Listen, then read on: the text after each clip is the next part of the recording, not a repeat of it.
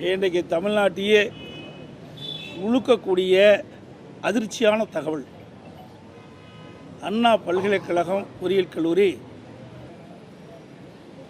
23ஆம் தேதி இரவு 7:45 மணி அளவிலே ஞானசேகரன் என்பவர் அந்த பல்கலை வளாகத்தில் அத்துமீறி நுழைந்து அந்த பல்கலைக்கழகத்திலே படிக்கின்ற மாணவனும் மாணவியும் பேசிக்கொண்டிருந்த பொழுது அந்த மாணவனை அடித்து உதைத்து அங்கிருந்த மாணவியை பலாத்காரமாக அழைத்து சென்று பாலியல் வன்கொடுமை செய்ய முயற்சி செய்திருக்கின்றார். அதோடு பாலியல் வன்கொடுமை செய்கின்ற அந்த செயல்பாட்டினை அவருடைய செல்போனிலே படம் பிடித்ததாகவும் அந்த மாணவி தெரிவித்திருக்கின்றார். அதோடு பாலியல் சீடல் நடைபெற்று கொண்டிருக்கின்ற அந்த நேரத்தில் அவருக்கு செல்போன் அழைப்பு வந்ததாகவும் அவர் ஒருவிடம்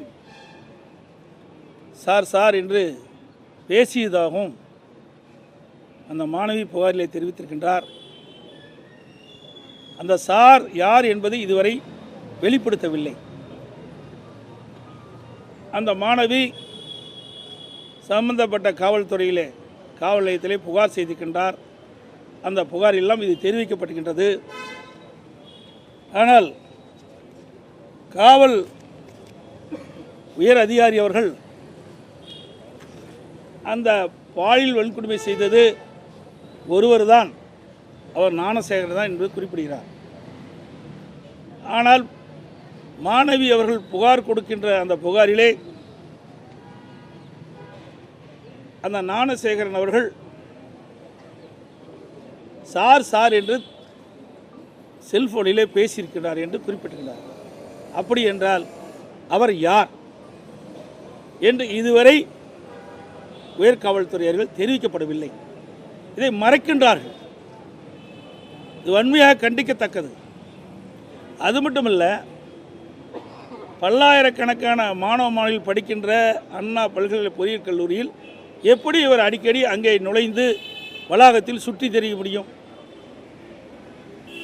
எந்த பாதுகாப்பும் இல்லாத ஒரு சூழ்நிலை இருக்கின்றது.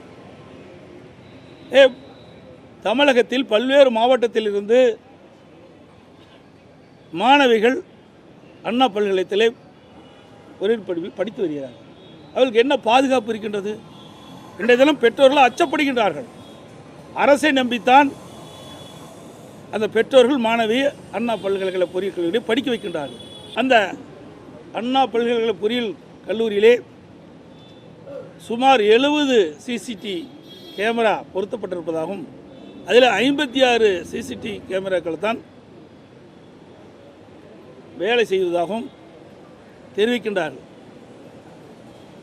மற்றவை ஏன் இயங்கவில்லை?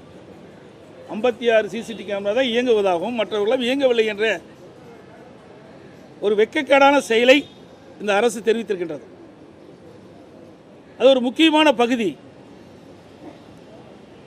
அப்படி மக்கள் நடமாட்டம் கூடிய அந்த பகுதியிலேயே இப்படிப்பட்ட ஒரு பாலியல் வன்கொடுமை நடப்பது கண்டிக்கத்தக்கது.